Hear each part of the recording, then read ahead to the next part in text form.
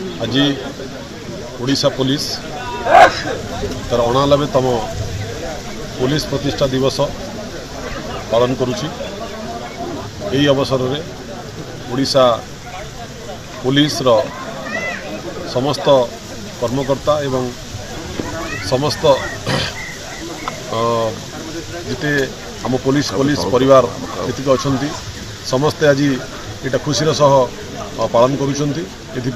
आम गर्वित एवं यही पुलिस प्रतिष्ठा दिवस रे आम ओडिशा पुलिस रो प्रत्येक परिवार सदस्य निष्ठा एवं सहानुभूति सहित ओडिशा पुलिस पे कार्य करूँ एवं ओडिशा पुलिस रो ना रखिबू एवं ओडिशा पुलिस देशर सर्वश्रेष्ठ पुलिस बाहिनी हम सेटा आमर आज आशा।